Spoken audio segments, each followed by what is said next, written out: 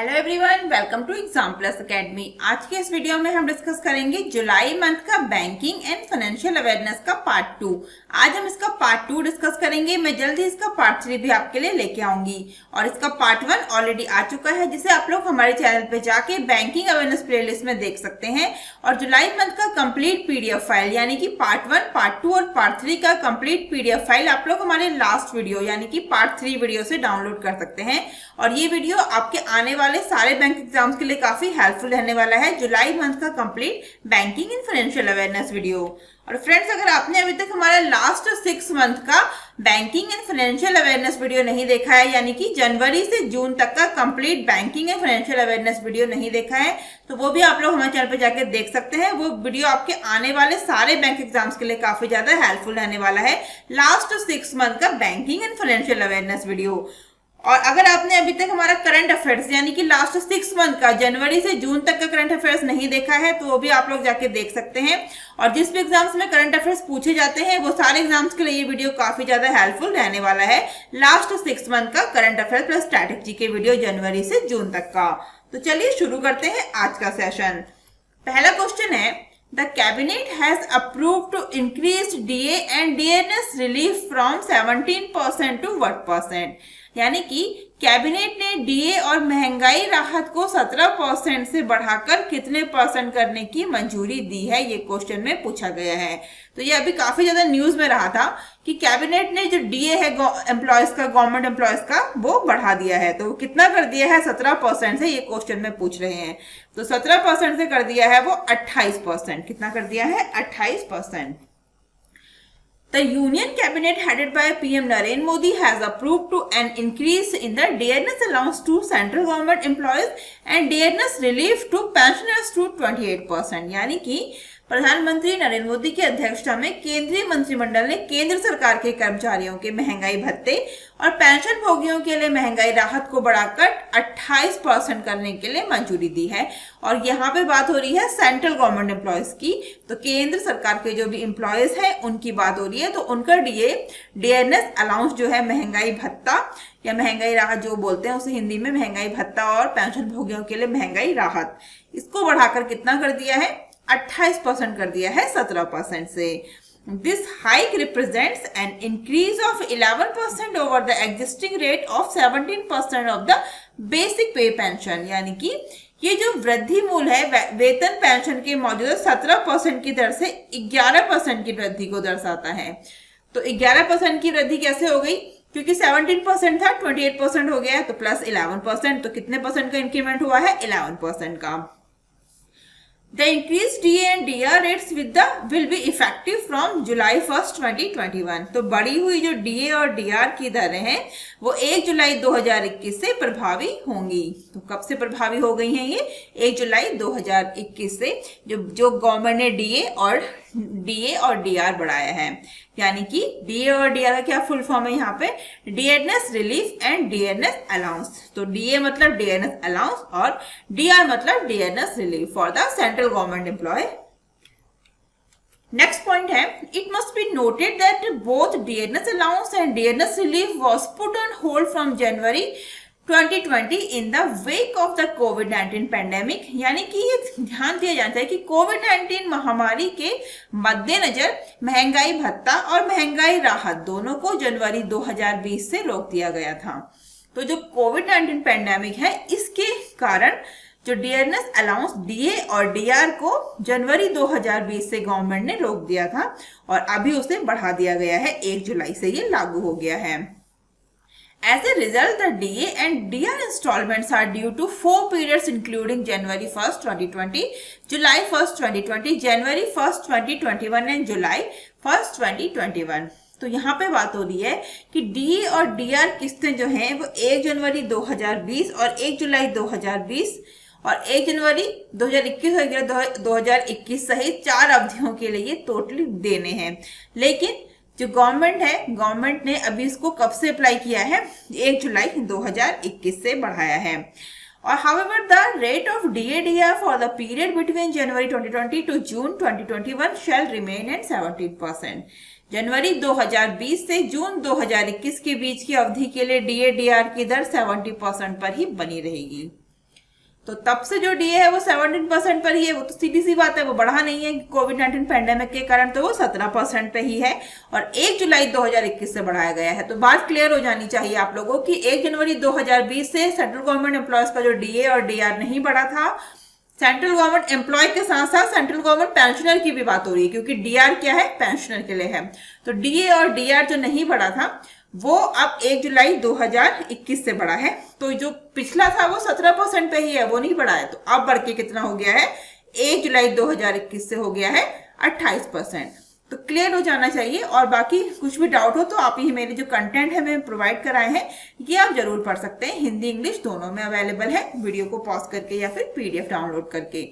और कंटेंट में बोलती जरूर हूँ कि जरूर से पढ़िए, क्योंकि कंटेंट से भी काफी ज्यादा क्वेश्चन पुट अप हो जाते हैं। क्योंकि क्वेश्चन डिफरेंट तरीके से भी पूछा जा सकता है कि कब से लागू हुआ है। कि अभी तो मैंने क्वेश्चन बनाया कि कितना परसेंट हुआ है, परसेंट तो 28% हुआ है, लेकिन कब से हुआ है तो वो हुआ है 1 जुलाई 2021 से। और कब से होना चाहिए था, 1 जनवरी 2020 से, लेकिन नहीं हो पाया कोविड-19 पैंडेमिक के कारण। अब 1 जुलाई 2021 से हुआ है जो डीए 17 से 28%। ठीक है, नेक्स्ट क्वेश्चन पे चलते हैं। नेक्स्ट क्वेश्चन है, which of the following scheme has been launched by RBI for retail investor. तो आरबीआई ने रिटेल इन्वेस्टर के लिए निम्न में से कौन सी स्कीम शुरू की है। तो रिजर्व बैंक ऑफ इंडिया ने जो रिटेल इन्वेस्टर्स हैं उनके लिए एक स्कीम शुरू की है। पहले तो क्वेश्चन में यही है कि एक स्कीम शुरू की है किन लोगों के लिए, रिटेल इन्वेस्टर के लिए। स्कीम का नाम क्या है ये पूछा गया है। तो स्कीम का नाम है रिटेल डायरेक्ट स्कीम। क्या है, रिटेल डायरेक्ट स्कीम। तो आरबीआई ने रिटेल इन्वेस्टर के लिए रिटेल डायरेक्ट स्कीम शुरू की है। The RBI has launched the retail direct scheme for retail investors through which they can directly buy and sell government securities both primary and secondary। तो यहाँ पे क्या बात हो रही है कि आरबीआई ने जो रिटेल इन्वेस्टर हैं यानी कि खुदरा निवेशकों के लिए, हिंदी में वर्ड है, उसके लिए आरबीआई रिटेल डायरेक्ट योजना शुरू की है, जिसके माध्यम से वे प्राथमिक और माध्यमिक यानी कि प्राइमरी एंड सेकेंडरी दोनों ही गवर्नमेंट सिक्योरिटीज को खरीद और बेच सकते हैं। तो ये यहाँ पे बोला गया है कि आरबीआई ने जो रिटेल इन्वेस्टर है, पहले तो स्कीम का नाम याद कर लेना, उसका नाम है रिटेल डायरेक्ट स्कीम, उन लोगों के लिए स्कीम शुरू की है। और किस काम के लिए शुरू की है, तो इस स्कीम के थ्रू जो भी आरबीआई के जो रिटेल इन्वेस्टर हैं, खुदरा निवेशक हैं, वो इस स्कीम के माध्यम से प्राइमरी एंड सेकेंडरी, हिंदी में प्राथमिक और माध्यमिक, दोनों ही गवर्नमेंट सिक्योरिटीज, सरकारी प्रतिभूतियों को खरीदना और बेचना कर सकते हैं, यानी कि बाय एंड सेल दोनों कर सकते हैं directly through the retail direct scheme. कौन, रिटेल इन्वेस्टर, आरबीआई ने ये स्कीम शुरू की है। सेकेंड पॉइंट पे चलते हैं। सेकेंड पॉइंट है, the bond buying window was open to increase retail participation in G security यानी government securities and democratise ownership of government securities beyond the managers of pooled resource such as banks and mutual funds. The date of commencement of the scheme will be announced letter.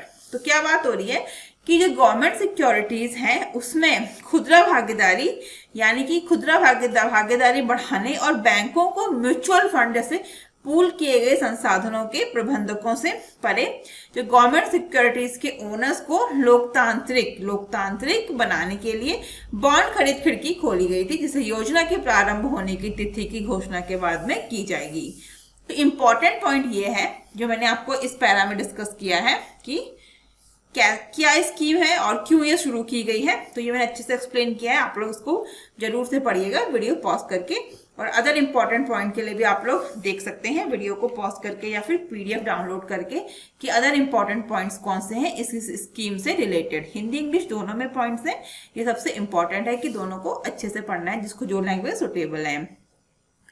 एक important point है, the scheme also provide the facility of retail investors to open and maintain the retail direct gilt account RDG account with RBI. यानी कि ये जो योजना है वो रिटेल इन्वेस्टर जो पर्सनल इंडिविजुअल है उसको आरबीआई के साथ खुदरा प्रत्यक्ष गिल्ड खाता यानी कि retail direct gilt account RDG बोलेंगे इसको, इसका शॉर्ट में क्या है RDG, फुल फॉर्म क्या हो जाएगा, रिटेल डायरेक्ट गिल्ड खोलने और बनाए रखने की सुविधा भी प्रदान करती है। कौन सी ये स्कीम की बात हो रही है, ठीक है। RBI की बात कर लेते हैं। RBI के गवर्नर है शक्तिकांत दास, हेडक्वार्टर है मुंबई और स्थापना हुई थी 1 अप्रैल 1935 को। यहाँ पे RBI की स्थापना है ये 1 अप्रैल 1995 को हुई थी। जो मैंने क्वेश्चन दिया था कम्युनिटी टैब में वो क्वेश्चन डिफरेंट था, कुछ लोगों ने सही, मोस्टली लोगों ने सही आंसर दिया है, लेकिन कुछ ने गलत दिया है, कंफ्यूज नहीं होना है। फाउंडेड अलग है और नेशनलाइज अलग है। यहाँ पे फाउंडेड स्थापना कब हुई थी 1935 में, और वहां पे मैंने क्वेश्चन पूछा था नेशनलाइज कब हुआ था, ठीक है। नेक्स्ट क्वेश्चन है which of the following bank license was recently cancelled by RBI, यानी कि निम्नलिखित में से किस बैंक का लाइसेंस हाल ही में RBI द्वारा रद्द कर दिया गया था।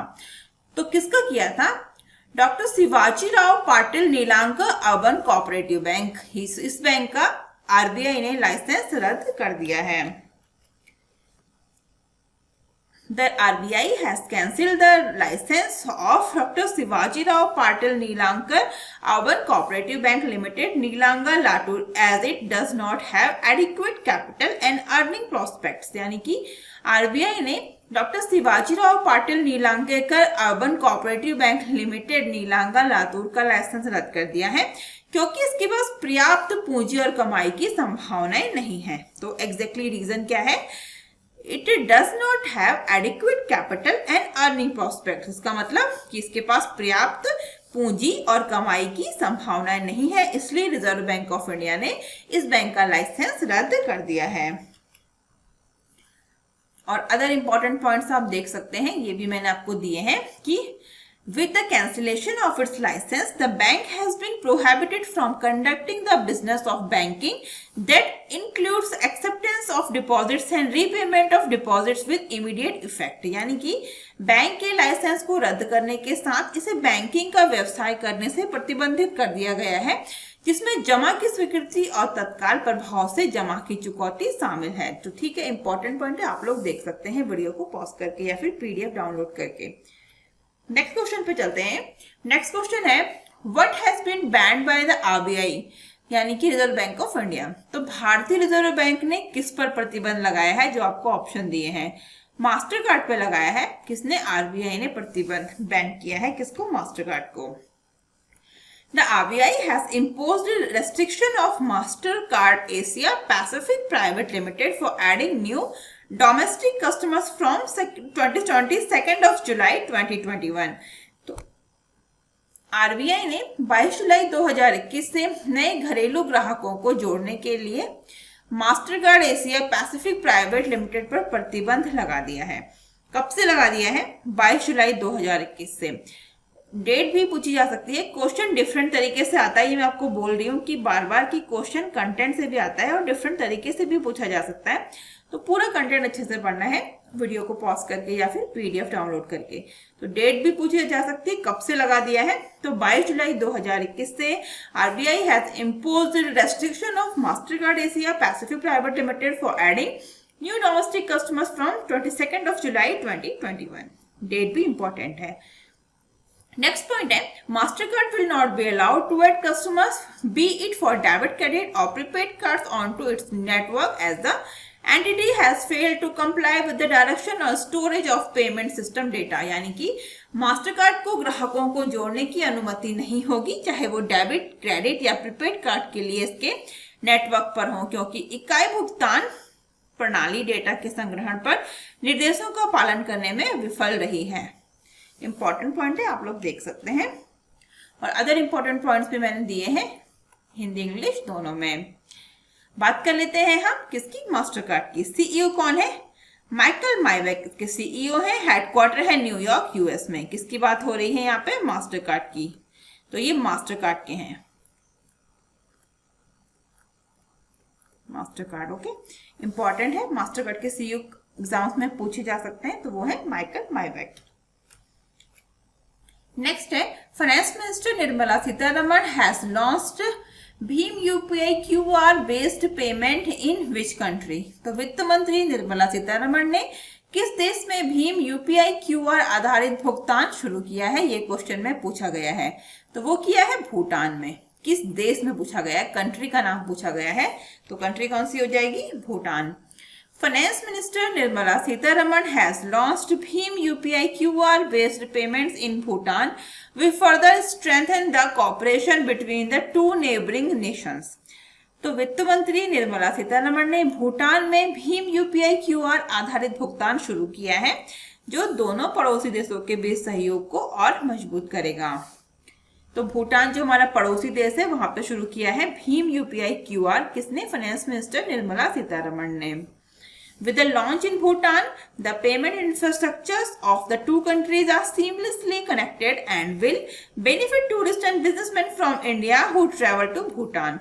This will enhance the ease of living and traveling through cashless transaction. तो भूटान में लॉन्च करने के साथ दोनों देशों के भुगतान के लिए बुनियादी ढांचे को मूल रूप से जुड़े हैं और इससे भूटान की यात्रा करने वाले भारत के जो भी टूरिस्ट हैं और बिजनेसमैन हैं उनको लाभ होगा। और ये कैशलेस लेन देन यानी कि जो कैशलेस ट्रांजैक्शन होता है उसके माध्यम से जीवन यापन और यात्रा को आसान बनाएगा।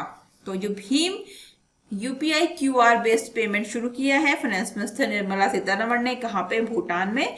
ये किन लोगों के लिए मेन है, ये जो इंडिया के जो टूरिस्ट हैं जो भूटान टूर पे गए हैं और जो बिजनेसमैन हैं उन लोगों को कैशलेस ट्रांजैक्शन से जो इजी बनाएगा।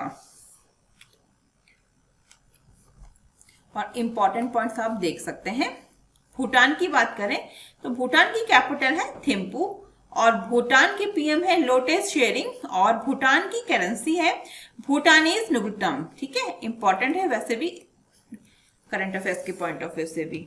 नेक्स्ट क्वेश्चन है, RBI has imposed monetary penalty on which of the following bank to contravention of various regulatory norms including on lending to NBFCs। तो RBI ने NBFCs को उधार देने सहित विभिन्न नियामक मानदंडों के उल्लंघन के लिए निम्नलिखित में से किस बैंक पर मौद्रिक जुर्माना लगाया है। क्या पूछा गया है क्वेश्चन में कि RBI has imposed monetary penalty on which of the following bank for contravention of various regulatory norms including on lending to NBFCs। तो RBI ने NBFC को उधार देने सहित विभिन्न नियामक मानदंडों का उल्लंघन करने के लिए जो बैंक आपको ऑप्शन में दिए हैं इनमें से किन बैंकों पर जुर्माना लगाया है, ये क्वेश्चन में पूछा गया है। तो किन बैंकों पर लगाया है, all of the above. Right answer is all of the above. The RBI has imposed penalties on SBI, Bank of Baroda, IndusInd Bank, Bandhan Bank and 10 other lenders for contravention of various regulatory norms including on lending to NBFCs। तो RBI ने NBFC को उधार देने सहित विभिन्न नियामक मानदंडों के उल्लंघन के लिए SBI, bank of Baroda, IndusInd bank, बंधन बैंक और 10 अन्य उधारदाताओं पर जुर्माना लगाया है। ये इंपॉर्टेंट है कि किन किन बैंकों पर लगाया है। तो जो मैंने ऑप्शन में दिए हैं इनके अलावा SBI है, बैंक ऑफ बड़ौदा है और 10 अदर बैंक हैं जिन पे RBI ने जुर्माना लगाया है। और 14 बैंकों पर कुल 14.5 करोड़ रुपए का जुर्माना लगाया है, जिसमें बैंक ऑफ बड़ौदा पर अधिकतम 2 करोड़ रुपए का जुर्माना लगाया है। यानी कि the penalty imposed on the 14 banks total 14.5 crore rupees with a maximum rupees 2 crore fine on bank of Baroda. तो ये इंपॉर्टेंट है कि बैंक ऑफ बड़ौदा में सबसे ज्यादा 2 करोड़ का है और 14 बैंकों में कितना है टोटल, 14.5 करोड़ रुपए। The central bank imposed rupees 2 crore penalty on the Bank of Baroda, rupees 1 crore each and 12 other banks and rupees 50 lakh on the State Bank of India। तो केंद्रीय बैंक ने बैंक ऑफ बड़ौदा पर 2 करोड़ का और 12 अन्य बैंकों पर 1 करोड़ रुपए और भारतीय स्टेट बैंक पर 50 लाख रुपए का जुर्माना लगाया है। इंपॉर्टेंट है। तो ये RBI impose rupees 1 crore penalty each on Bandhan bank, bank of Maharashtra, central bank of India, credit Suisse, AG Indian bank, IndusInd bank, Karnataka bank, Karur Vysya bank, Punjab and Sindhu bank, South Indian bank, the Jammu and Kashmir bank and Utkarsh small finance bank. तो सारे बैंकों के नाम यहाँ पे mention है कि किन किन बैंकों पर रिजर्व बैंक ऑफ इंडिया ने जुर्माना लगाया है। RBI के 25वें गवर्नर हैं शक्तिकांत दास, हेडक्वार्टर मुंबई महाराष्ट्र, स्थापना 1 अप्रैल 1935 कोलकाता। नेक्स्ट क्वेश्चन है, Shyam Srinivasan has been reappointed as MD of which bank, तो श्याम श्रीनिवासन को किस बैंक का एमडी पुनः नियुक्त किया गया है, ये क्वेश्चन में पूछा गया है। तो श्याम श्रीनिवासन फेडरल बैंक के एमडी थे और उन्हें फिर से भी फेडरल बैंक के एमडी के रूप में रीअपॉइंट किया गया है।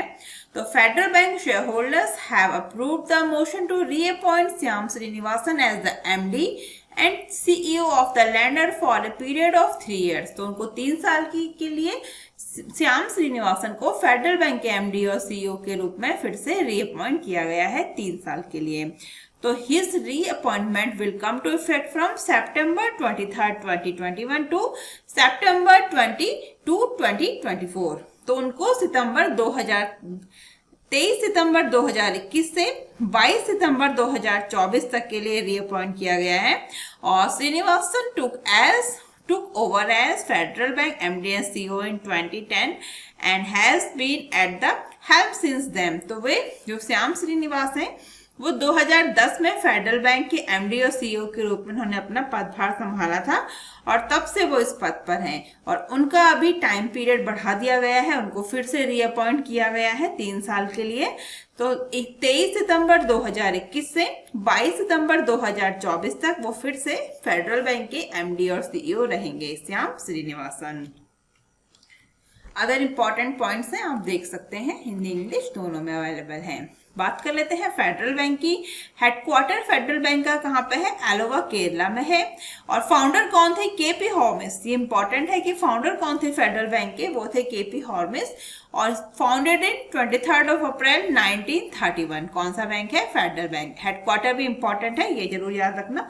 और मैंने हेडक्वार्टर टैगलाइन वाला वीडियो भी कवर किया है, उसमें मैंने सारे बैंक के हेडक्वार्टर और टैगलाइंस कवर किए हैं, तो वो आप लोग देख लीजिएगा अगर आप लोग देखना चाहते हैं, हमारे चैनल पे अवेलेबल है। ठीक है, नेक्स्ट क्वेश्चन पे चलते हैं। नेक्स्ट क्वेश्चन है, which bank has signed an MOU with the Indian army to offer defence service salary package for Indian Army under its Power Salute initiative. यानी कि किस बैंक ने अपनी पावर सैल्यूट पहल के तहत भारतीय सेना के लिए रक्षा सेवा वेतन पैकेज की पेशकश करने के लिए भारतीय सेना के साथ एक समझौता ज्ञापन पर हस्ताक्षर किए हैं। तो क्या पूछा है कि किस बैंक ने अपनी पावर सैल्यूट पहल के तहत भारतीय सेना यानी कि इंडियन आर्मी की रक्षा सेवा या पावर सैल्यूट जो पैकेज है वो Indian army to offer defence service रक्षा सेवा के वेतन पैकेज की पेशकश करने के लिए इंडियन आर्मी के साथ एक एमओयू पर हस्ताक्षर किए हैं। वो किए हैं एक्सिस बैंक ने। किसने किए हैं, एक्सिस बैंक ने। तो the country's third largest private lender Axis Bank has signed MOU with Indian Army offering a defense service salary package under its power salute initiative। Question में ये भी पूछा जा सकता है कि किसके अंतर्गत, तो क्या है उसका नाम, पावर सैल्यूट। पहल का क्या नाम है, क्या इनिशिएटिव है, पावर सैल्यूट। तो देश की जो तीसरे सबसे बड़ी, यहाँ पे भी इंपॉर्टेंट है कि तीसरा सबसे बड़ा प्राइवेट सेक्टर बैंक कौन सा है देश का, एक्सिस बैंक, और पहला कौन सा है, HDFC। तो देश के तीसरे सबसे बड़े ऋणदाता एक्सिस बैंक ने भारतीय सेना के साथ अपने पावर सैल्यूट पहल के तहत रक्षा सेवा वेतन पैकेज की पेशकश के साथ समझौता ज्ञापन पर हस्ताक्षर किए हैं। नेक्स्ट पॉइंट है, the defence service salary package will offer different benefits to all ranks of army officer. The benefit of the MOU will cover both serving defence personnel as well as defence pensioners.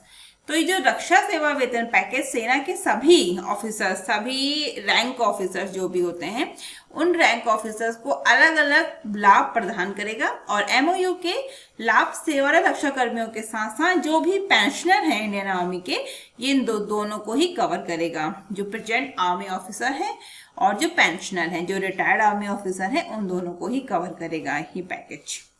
बात कर लेते हैं यहाँ पे axis bank की। तो headquarter है Mumbai, founded in 1993। MD CEO है एक्सिस बैंक के अमिताभ चौधरी। इंपॉर्टेंट है, किसी भी एग्जाम्स में पूछा जा सकता है। और ये अदर इंपॉर्टेंट पॉइंट्स जो मैंने आपको दिया है, ये आप इसे जरूर पढ़िए वीडियो को पॉज करके या फिर पीडीएफ डाउनलोड करके, क्योंकि क्वेश्चन डिफरेंट तरीके से भी पूछा जाता है। जिसमें अमाउंट मेंशन है वो भी पूछा जा सकता है। ठीक है, नेक्स्ट क्वेश्चन पे चलते हैं। नेक्स्ट क्वेश्चन है, Max Bupa Health Insurance has entered into a bank insurance partnership with which bank? तो Max Bupa Health Insurance ने किस बैंक के साथ बैंक इंश्योरेंस साझेदारी की है? वो की है एक्सिस बैंक के साथ। Max Bupa Health Insurance, a standalone health insurer, has entered into a bank insurance partnership with Axis Bank, the country's third largest private sector bank. तो मैक्स बूपा हेल्थ इंश्योरेंस ने एक stand alone स्वास्थ्य बीमा करता है health insurance देश की तीसरी सबसे बड़े प्राइवेट सेक्टर बैंक जो मैंने बताया था अभी एक्सिस बैंक है उस बैंक के साथ एक बैंक इंश्योरेंस साझेदारी में प्रवेश किया है। और बैंक इंश्योरेंस क्या है ये मैंने आपको प्रीवियस वीडियो में कवर किया था कि क्या होता है बैंक इंश्योरेंस। तो this partnership will help provide comprehensive health insurance solution to Axis Bank employees and customer। तो ये साझेदारी एक्सिस बैंक के कर्मचारियों और ग्राहकों को व्यापक स्वास्थ्य बीमा समाधान प्रदान करने में मदद करेगी एक्सिस बैंक के जो भी एम्प्लॉयज हैं और कस्टमर्स हैं। तो मैक्स बूपा ने हेल्थ इंश्योरेंस किस बैंक के साथ बैंक इंश्योरेंस साझेदारी की है? वो की है एक्सिस बैंक के साथ। The tie-up will enable millions of Axis Bank customers across 4,500 plus branches to gain access to quality healthcare solution through a range of health insurance product offered by Max Bupa।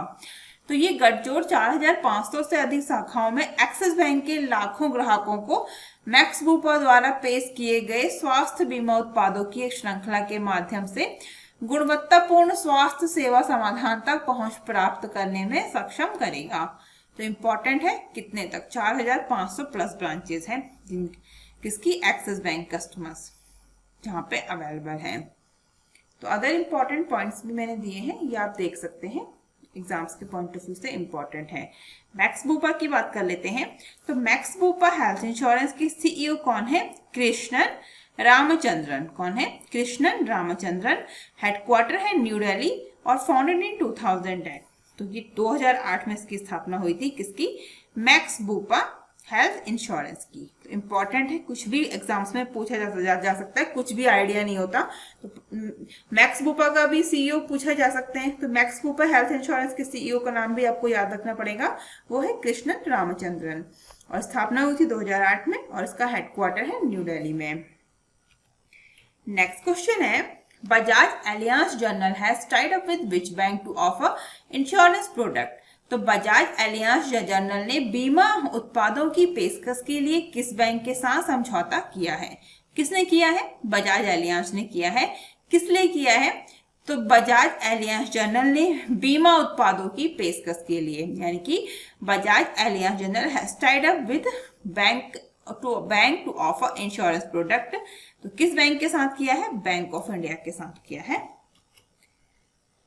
Bajaj Allianz General Insurance and Bank of India have entered into a corporate agency agreement for the distribution of Bajaj Allianz General Insurance product through the bank's network of 5084 branches यानी कि 5084 branches. तो Bajaj Allianz general insurance और bank of India ने 5084 शाखाओं के bank network के माध्यम से बजाज एलियांस जनरल इंश्योरेंस के प्रोडक्ट्स के वितरण के लिए कॉर्पोरेट एजेंसी से समझौता किया है। ये इंपॉर्टेंट पॉइंट आप देख सकते हैं वीडियो को पॉज करके या फिर पीडीएफ डाउनलोड करके। यहाँ पे हम बात कर लेते हैं बजाज एलियांस की। तो एमडी कौन है बजाज एलियांस के? मैनेजिंग डायरेक्टर है तपन सिंघल। हेडक्वार्टर है पुणे महाराष्ट्र में। कंफ्यूज नहीं होना है, हर कोई मुंबई लिख देता है, मुंबई नहीं है, याद रखना है। मैंने आपको बहुत बार बोला है कि कुछ भी जो डिफरेंट है उसको आप याद कर लीजिए। जैसे कि हर किसी चीज का एसबीआई का आरबीआई का इनका हेडक्वार्टर होता है मुंबई, लेकिन मैंने आपको बोला है कि आईआरडीएआई का हेडक्वार्टर मुंबई नहीं है। तो वो कहाँ पे है ये आप मुझे कमेंट बॉक्स में बताएंगे। तो कंफ्यूज जो डिफरेंट है उसको याद करेंगे तो आपको वैसे ही सारे याद हो जाएंगे। ये एक ट्रिक है इजीली याद करने की। यहाँ पे बात कर लेते हैं बैंक ऑफ इंडिया। देखिए बैंक ऑफ इंडिया का हेडक्वार्टर मुंबई है। एमडी सीईओ कौन है?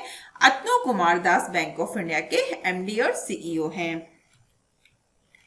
नेक्स्ट क्वेश्चन है dash has partnered with Mastercard to launch mandate headquarter HQ यानी कि डैश ने मैंडेट एचक्यू लॉन्च करने के लिए मास्टरकार्ड के साथ साझेदारी की है। किसने की है? रेजरपे ने की है। तो Razorpay has partnered with Mastercard to launch Mandate HQ. It is a payment interface that will help card issuing banks to enable recurring payments for their customers. यानी कि Razorpay ने Mandate HQ लॉन्च करने के लिए Mastercard के साथ साझेदारी की है। यह एक भुगतान इंटरफेस है जो कार्ड जारी करने वाले बैंकों को अपने ग्राहकों के लिए आवर्ती भुगतान सक्षम करने में मदद करेगा। क्या नाम है इसका? Mandate HQ। तो Razorpay ने मैंडेट HQ लॉन्च करने के लिए किसके साथ साझेदारी की है? मास्टरकार्ड के साथ। तो कुछ भी तरीके से क्वेश्चन आ सकता है कि मैंडेट HQ किसने लॉन्च किया है? Razorpay ने लॉन्च किया है। किसके साथ साझेदारी की है? तो मास्टरकार्ड के साथ की है। तो कुछ कॉन्सेप्ट क्लियर रखिएगा क्वेश्चन के रिगार्डिंग, और वो आपको क्लियर हो पाएंगे कंटेंट पढ़ के ही। तो आप कंटेंट जरूर पढ़िए, ये मैं आपको एक बार फिर बोलती हूँ। नेक्स्ट पॉइंट है, it must be noted that RBI had issued a framework for processing e-mandates on recurring online transaction. The product by Razorpay is a step in this direction. तो ये ध्यान दिया जाना चाहिए कि RBI ने आवर्ती ऑनलाइन लेन देन पर ई-मैंडेट को संसाधित करने के लिए एक रूपरेखा जारी की थी, और Razorpay का प्रोडक्ट इस दिशा में एक कदम है। अदर इंपॉर्टेंट पॉइंट भी दे रखे हैं, ये आप लोग जरूर पढ़िए वीडियो को पॉज करके या फिर PDF डाउनलोड करके। यहाँ पे हम बात कर लेते हैं Razorpay की। फाउंडेड इन 2013, CEO कौन है इसके? हर्षिल माथुर। कब से हैं? मई 2014 से इसके CEO हैं।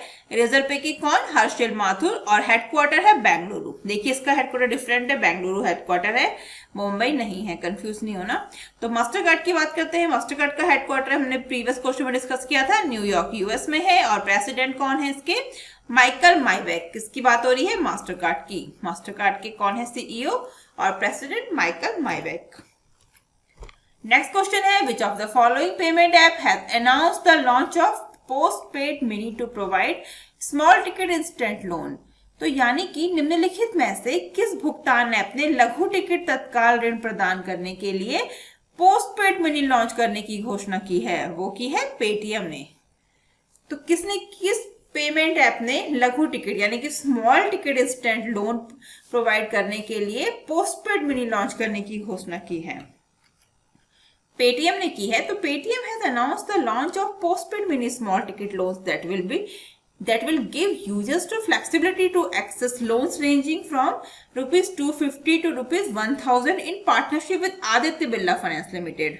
तो यहाँ पे बात हो रही है कि पेटीएम ने एक postpaid mini small ticket loan launch करने की घोषणा की है, और ये यूजर्स को आदित्य बिरला फाइनेंस लिमिटेड के साथ साझेदारी में 250 रुपये से 1000 रुपये तक के ऋण प्राप्त करने की सुविधा देगा। कब से? 250 रुपये से 1000 रुपये तक के ऋण प्राप्त करने की सुविधा देगा। क्या? पेटीएम ने जो postpaid mini small ticket loan launch करने की घोषणा की है। नेक्स्ट पॉइंट है कि Paytm postpaid is offering a period of up to 30 days for repayment of loans at 0% interest. तो पेटीएम ने पोस्टपेड 0% इंटरेस्ट पर ऋण चुकाने के लिए 30 दिनों तक की अवधि की पेशकश कर रहा है। इंटरेस्ट कितना हो जाएगा इसमें? 0%। क्वेश्चन कुछ भी आ सकता है कि कितने दिन का टाइम दिया है? 30 दिन का दिया है। इंटरेस्ट कितना है? 0%, 1%, 5%, 10%। That's the option. Right answer क्या हो जाएगा? 0%। अदर इंपॉर्टेंट पॉइंट्स भी मैंने दिए हैं, ये आप देख सकते हैं वीडियो को पॉज करके या फिर PDF डाउनलोड करके। इंपॉर्टेंट पॉइंट है, there are no annual fees of activation charges, only minimal convenience fee. With the launch of postpaid mini the company will offer access to loan ranging from ₹250 to ₹1000 in addition to payment to Paytm postpaid instant credit of up to ₹60,000। तो कोई भी वार्षिक शुल्क या फिर सक्रिय शुल्क नहीं होगा, जो केवल न्यूनतम सुविधा शुल्क है। और पोस्टपेड मिनी के लॉन्च के साथ कंपनी पेटीएम पोस्टपेड के 60,000 रुपये तक के तत्काल क्रेडिट के अलावा 250 रुपये से 1000 रुपये तक के लोन भी प्रदान करेगी। बात करें पेटीएम की, तो हेडक्वार्टर है नोएडा उत्तर प्रदेश में। फाउंडर कौन है? विजय शेखर शर्मा। फाउंडर और CEO हैं किसके? पेटीएम की। और फाउंडेड इन 2009 में इसकी स्थापना हुई थी। इंपॉर्टेंट है कि इसके फाउंडर हैं पेटीएम के विजय शेखर शर्मा। नेक्स्ट क्वेश्चन है, what was the revenue collected from goods and service tax यानी कि जीएसटी इन जून, तो जून में माल और सेवा कर जीएसटी से कितना राजस्व एकत्र किया गया है, कितना किया गया है 92,849 यानी कि 92,849 करोड़ रुपीस। तो GST collection dipped below rupees 1 lakh crore in June after staying above that mark for 8 consecutive months. तो लगातार 8 महीनों तक 1 लाख करोड़ रुपए के निशान से ऊपर रहने के बाद जून में जीएसटी संग्रह इससे नीचे गिर गया है। और सेंटर प्रमोव्ड यानी कि केंद्र ने जून के महीने में 92,849 करोड़ रुपए का जीएसटी लगाया है, जिसमें से सीजीएसटी है 16,424 करोड़ रुपए और एसजीएसटी है 20,397 करोड़ रुपए, आईजीएसटी है 49,079 यानी कि 89 करोड़ रुपए और उपकर है 6,949 करोड़ रुपए। और अदर मंथ्स की मैंने लिस्ट दे रखी है यहाँ पे जीएसटी कलेक्शन की, आप लोग देख सकते हैं वीडियो को पॉज करके या फिर पीडीएफ डाउनलोड करके, इंपॉर्टेंट होता है जनवरी से लेके मई तक का। नेक्स्ट क्वेश्चन पे चलते हैं। नेक्स्ट क्वेश्चन है auction method for benchmark securities of tenor 30 years and 40 years dash. तो 30 वर्ष और 40 वर्ष की बेंचमार्क प्रतिभूतियों के लिए नीलामी विधि डैश तो कितनी है, मल्टीपल प्राइस ऑक्शन। क्या सही आंसर हो जाएगा इसका, multiple price auction. The RBI has announced a change in government securities auction methodology for benchmark securities. तो RBI ने बेंचमार्क सिक्योरिटीज के लिए सरकारी प्रतिभूतियों की नीलामी पद्धति में बदलाव करने की घोषणा की है। और they noted in the latest update that a review of market condition and market borrowing program of the government, it has been decided that the benchmark securities of tenor 2-year, 3-year, 5-year, 10-year, 14-year tenor and floating rate bonds will be henceforth issued using the uniform price auction method. तो RBI ने नवीनतम update में अधिसूचित किया कि बाजार की स्थितियों और सरकार के बाजार उधार कार्यक्रम की समीक्षा यह निर्णय लिया है कि 2 साल, 3 साल, 5 साल, 10 साल या 14 साल की अवधि की बेंचमार्क प्रतिभूतियों को और फ्लोटिंग रेट बॉन्ड अब से एक समान मूल्य नीलामी पद्धति का उपयोग करते हुए जारी किए जाएंगे। यह अदर इंपॉर्टेंट पॉइंट है, आप लोग देख सकते हैं। नेक्स्ट क्वेश्चन है what is the estimated GDP growth rate of the Indian economy for fiscal 21-22 as per Fitch rating latest prediction. तो फिच रेटिंग ने नवीनतम भविष्यवाणी के अनुसार वित्त वर्ष 2021-22 के लिए भारतीय अर्थव्यवस्था के अनुमानित जीडीपी विकास दर क्या है, तो वो है 10%। मैंने आपको बोला है कई बार क्वेश्चन में कि जो भी रेटिंग एजेंसी हैं वो टाइम पे अपने रेटिंग्स चेंज करते रहते हैं। तो जब भी आप एग्जाम देने जाएं उससे पहले जो लेटेस्ट जो हमारे वीडियो है उसको देख के जरूर जाएं। और बहुत बार पॉसिबल होता है तो मैं आपके लिए एक लेटेस्ट जो भी जीडीपी रेटिंग दी गई है डिफरेंट एजेंसीज के द्वारा, ऑर्गेनाइजेशंस के द्वारा, उसका मैं वीडियो जरूर बनाती हूँ। और अभी कभी ना वीडियो आपको अवेलेबल हो पाए तो भी आप हमारा लेटेस्ट वीडियो देख के जरूर जाएं।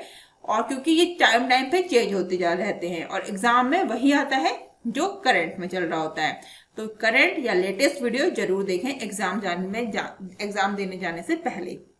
तो रेटिंग एजेंसी में जो भी रेटिंग है वही इंपॉर्टेंट है, वही एग्जाम्स में पूछा जाएगा और आपको वही करना है। ये प्रीवियस वाले जो है वो नहीं, क्योंकि चेंज होता रहता है टाइम पे। तो यहाँ पे बात हो रही है फिच रेटिंग की। तो Fitch ratings has revised it's GDP growth projection for India in 21-22 to 10%. Earlier it has projected the same at 12.8%. तो फिच रेटिंग ने 2021-22 में भारत के लिए अपने जीडीपी विकास अनुमान को संशोधित करके 10% कर दिया है। इससे पहले इसने 12.8% पर समान अनुमान लगाया था। The reason for this cut is slow recovery post second wave of कोविड-19. Fitch believes that rapid vaccination could support a sustainable revival in business and consumers confidence. However, without it, economic recovery would remain vulnerable to further waves and lockdowns. तो इस कटौती के कारण कोविड-19 की दूसरी लहर के बाद धीमी रिकवरी है और फिच का ये मानना है कि तेजी से टीकाकरण, व्यापार और उपभोक्ता विश्वास में एक स्थायी पुनरुद्धार का समर्थन कर सकता है। हालांकि इसके बिना आर्थिक सुधार आगे की लहरों और लॉकडाउन की चपेट में रहेगा।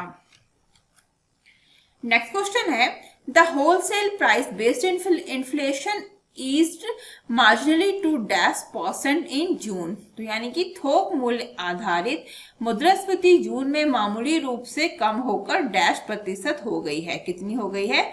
12.07%। The wholesale price based inflation eased marginally to 12.0% in June as crude oil and food items witnessed some softening in prices। तो थोक मूल्य आधारित मुद्रास्फीति जून में कच्चे तेल और खाद्य पदार्थों की कीमतों में कुछ कमी के बाद सीमांत से कम होकर 12.0% पर आ गई है। और however WPI inflation remained double digit for the third consecutive month in June, mainly due to a low base of last year WPI inflation 1.81% in June 2020. Retail inflation remained above the RBI comfort level of 6% for the second straight month at 6.26% in June। यानी कि WPI मुद्रास्फीति जून में लगातार तीसरे महीने दोहरे अंक में रही है और जिसका मुख्य कारण पिछले साल का न्यून आधार रहा है। और जून 2020 में WPI मुद्रास्फीति 1.81% थी और खुदरा मुद्रास्फीति जून में लगातार दूसरे महीने 6.26% पर RBI के 6% की कंफर्ट स्तर से ऊपर रही है। तो फ्रेंड्स, आज के इस वीडियो को हम यहीं पे समाप्त करते हैं और आप लोगों के लिए मैं जल्द ही इसका पार्ट 3 यानी कि जुलाई मंथ का बैंकिंग एंड फाइनेंशियल अवेयरनेस का पार्ट 3 वीडियो भी लेके आऊंगी। अगर आपने हमारा लास्ट 6 मंथ का बैंकिंग अवेयरनेस वीडियो नहीं देखा है तो आप लोग जरूर जाके देखिए। मैं आपको एक बार फिर बोलती हूँ क्योंकि वो वीडियो काफी इंपॉर्टेंट है आपके बैंक एग्जाम्स के लिए। और लास्ट 6 मंथ के वीडियो से यानी कि लास्ट 6 मंथ में जो भी बैंकिंग फाइनेंशियल अवेयरनेस न्यूज हैं, जो करंट अफेयर्स हैं, उन्हीं से क्वेश्चन आता है और वो आपके लिए काफी ज्यादा हेल्पफुल रहेगा किसी भी बैंक एग्जाम्स के लिए या जिस भी एग्जाम्स में बैंकिंग एंड फाइनेंशियल अवेयरनेस पूछी जाते हैं। तो वो इंपॉर्टेंट वीडियो है, उसको आप जरूर देखें। ये मैं आपसे एक बार फिर बोलती हूँ। और अगर आप लोग को वीडियो अच्छे लगते हैं और हेल्पफुल लगते हैं तो आप लोग हमारे चैनल का नाम अदर स्टूडेंट को जरूर सजेस्ट करिए ताकि और लोग अपनी तैयारी को और ज्यादा बेहतर बना सकें। और आप लोग हमसे डिफरेंट सोशल मीडिया प्लेटफॉर्म पर भी जुड़ सकते हैं। Instagram, Facebook, Telegram, Twitter, Gmail, WhatsApp का लिंक आपको नीचे डिस्क्रिप्शन बॉक्स में मिल जाएगा। और फ्रेंड्स, अगर आप लोगों ने अभी तक चैनल को सब्सक्राइब नहीं किया है तो सब्सक्राइब करके बेल आइकन दबाना बिल्कुल ना भूलें, जिससे आपको अदर इंपॉर्टेंट वीडियोस की नोटिफिकेशन सबसे पहले मिल सके। आप लोग चैनल को सब्सक्राइब बिल्कुल नहीं कर रहे हैं, बस आप वीडियो देखते हैं चले जाते हैं। अगर आप ऐसे ही करेंगे तो आपको अदर वीडियोस की नोटिफिकेशन नहीं मिल पाएंगे और आपको वीडियोस नहीं अवेलेबल हो पाएंगे। तो इसलिए सब्सक्राइब करके बेल आइकन दबाना बिल्कुल ना भूलें अदर इंपॉर्टेंट वीडियोस के लिए जो आपके काफी ज्यादा हेल्पफुल रहने वाले हैं। तो आज के लिए बस इतना ही। जल्दी मिलते हैं हमारे नेक्स्ट वीडियो में। Thank you, thanks for watching.